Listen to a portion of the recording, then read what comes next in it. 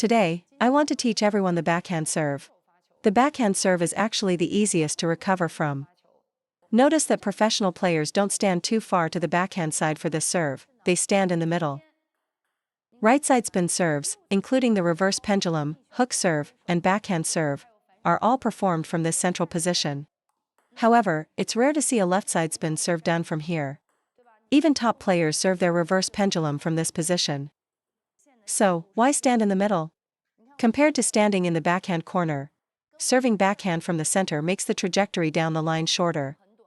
When the path is shorter, a right side spin serve to the end line is the most difficult to return, giving your opponent very little time to judge.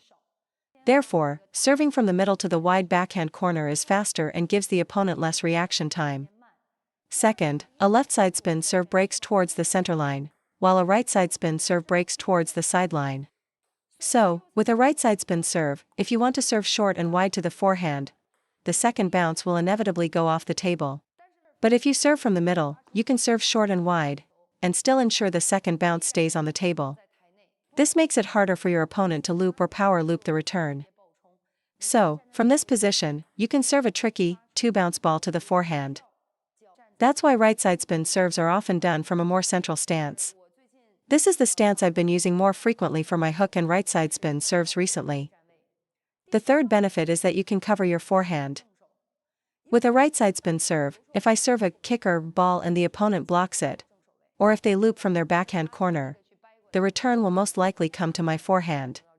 So, players with a strong forehand should really practice their right side spin serves, as the return will most likely land on the middle to forehand side of the table. From a central stance, you can use your forehand without moving your feet, which is much more threatening than moving from the backhand side to hit a forehand shot. This sets you up better for your next attack. Why not stand on the forehand side? Because if you do, your opponent will see the opening in your backhand and target it. But if you stand in the middle, you have no obvious weaknesses, so they're less likely to attack your backhand. The right side spin is the best for generating side-topspin. I believe the backhand serve is the simplest of all serves and the easiest to learn. Now, to master the long side-topspin serve, you must first practice the short serve. Most amateur players' serves have very little spin. Why is that? It's because when you make contact, your racket angle is too open, and you scoop under the ball. This upward motion cancels out the side spin, making your serve ineffective. For any side-topspin serve, hook, left side spin, or backhand, you must not scoop under the ball. For this serve, you should brush the back middle part of the ball. So, the key is, how do we practice the side-topspin serve? Let's start with step 1. Move your racket from back to front in an upward lifting motion to brush the ball. As you can see, I'm using friction, not just hitting it. First, focus on creating pure spin. So, you should start with a more vertical racket angle, moving from low to high and forward. Practice this pure brushing motion first. Step 2. Do you often miss the ball completely when serving? Do you know why you miss? It's because you toss the ball directly in front of you. By the time your racket swings forward, the ball has already dropped too low. You should toss the ball to your front left. You want to make contact early in your swing, about 1/3 of the way through, and then brush it forward to complete the serve. Let me show you. If the ball is here, in front, you'll miss. If you toss it here, to the side, you'll make solid contact. Do you often serve like this, where the ball doesn't go long and you can't follow through? When you try to force the follow through, you make a mistake. Your backhand serve contact point should be far from your body, with the swing path moving towards your left. As you toss the ball, your arm should be swinging forward as it makes contact. Don't keep it close to your body and try to generate power late in the swing, you'll just jam yourself. So for your backhand serve, your forearm should be extended outward, not tucked in. The serve isn't generated with a tucked elbow, but rather by reaching forward. Your hand moves forward to meet the ball, and your body adjusts to maintain balance. That's how it's done. So, the contact point is not only to your left but also in front of you. Not close to your body, but out in front. My hand is accelerating forward as I generate the force. You don't want to make contact at the very beginning of the swing. For a backhand serve, if you hit it too early without enough follow-through speed, you won't generate any spin. However, if you make contact while accelerating forward to meet the ball, you'll generate maximum spin. This is a key characteristic of the backhand serve. Second point, all backhand serves, except for those used by choppers, are low toss serves. So, don't use a medium or high toss for your backhand serve. In a match, this will often result in a high, easy ball for your opponent. Therefore, it must be a low to medium toss. The overall motion of the backhand serve is like drawing a check mark. Look, backswing, then forward. Part 1, Part 2. See how it looks like a check mark? Many players can't generate spin because their motion is straight down, like a push. They don't make the check mark motion, which is why it's hard to serve with heavy side spin. So, after mastering the forward brushing feel in step 1, we move to step 2. We should now practice making a small check mark motion. Focus on getting the check mark motion right first. Small check mark. You must execute this motion, because later on, you'll need to combine side topspin and side backspin. Many people pull back at the end of the serve, which is another reason why their serves are short. The motion should be a forward check mark. Do this, and the ball will have spin.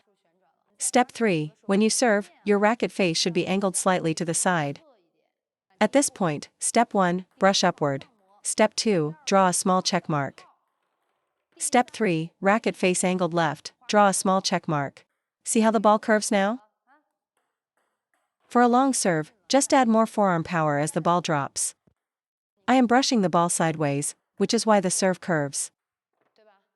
Don't go forward. Don't go down. Go sideways. All right side spin serves, like the reverse pendulum and hook serve, rely on the sideways force. And that completes the simple, first step to the backhand serve. Now, let's talk about the fundamental posture for the backhand serve. What does this hand position look like? It looks like a chicken's claw, doesn't it? To serve a good backhand, your arm must be like a chicken's claw. Elbow down, shoulder down, and wrist down. I use this same form for my pushes. Many players serve poorly because their wrist is locked and pressed down, the same as when they push. They serve like this. How can you possibly serve well like that? First, you must serve with a drooping, flexible wrist. Only with a loose wrist can you generate spin. A stiff wrist won't work. The second key point is your stance. Don't stand with your feet parallel. Your right foot should be in front, left foot back. This is the same for the penhold grip. The principle is identical. During your backswing, right foot is forward, left foot is back, and your body leans forward. As you toss the ball, you lift your foot, then land as you serve. Now your left foot is in front, and your right foot is back. See? Ready?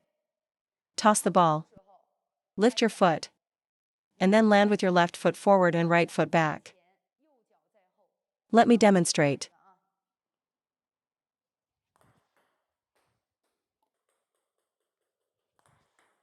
During your backswing, you need to lift your foot.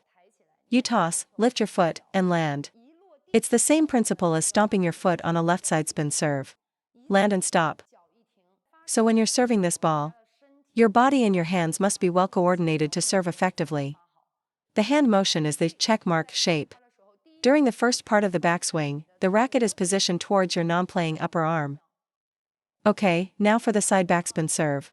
Watch closely. Keep the racket angle a bit flatter and move downwards. Once you do that, the side backspin is complete. See how the tip of my racket rotates? The friction is actually generated by the racket tip. Watch this side backspin. See? Did the tip rotate?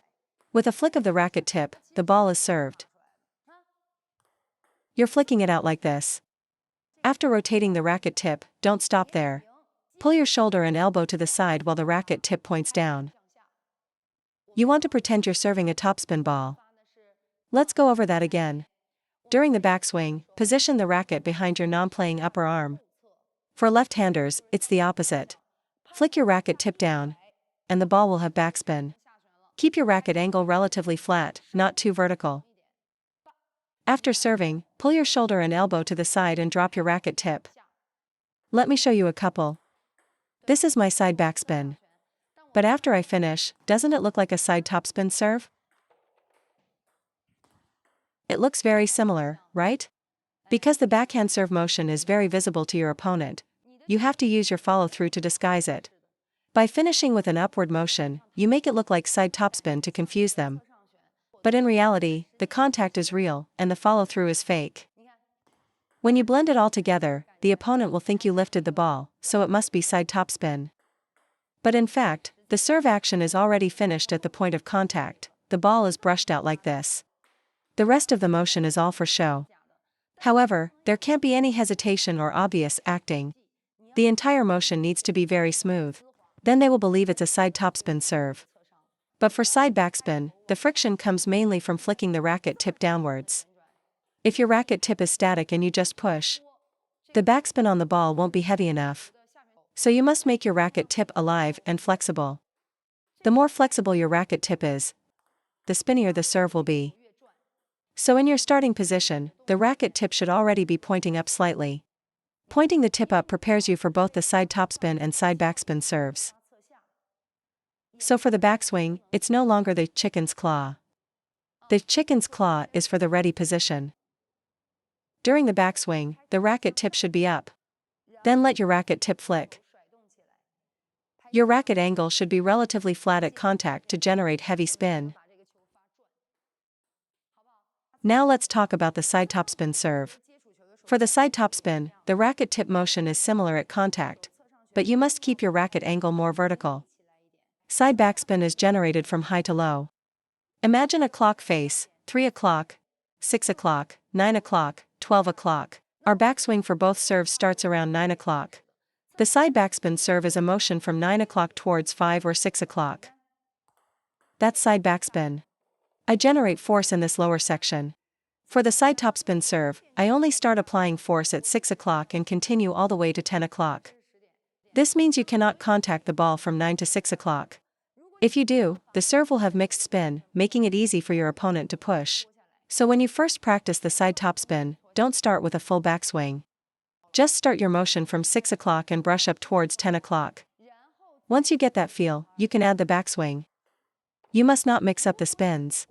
If you contact the ball too early, like right here, and then brush up afterwards, the spin becomes ambiguous. It might be slightly side-topspin or slightly side-backspin. But if you want a serve that pops up when pushed or goes long when attacked, your side-topspin motion must be purely upward from the lowest point of contact. Any hint of a downward then upward motion will make the spin very unclear, resulting in a no-spin or low-spin ball. Alright, judge the spin. Is this ball side-topspin or side-backspin? That's right, it was side-backspin. There is no single best serve. Some players are naturally better at left side spin, others at the backhand serve, some at the reverse pendulum, and some at the hook serve. I've seen many amateurs with great backhand serves, but I haven't seen many who can execute a good reverse pendulum serve. There are plenty of players with excellent backhand serves. If you are playing below the 2000 point level, the backhand serve should be very effective.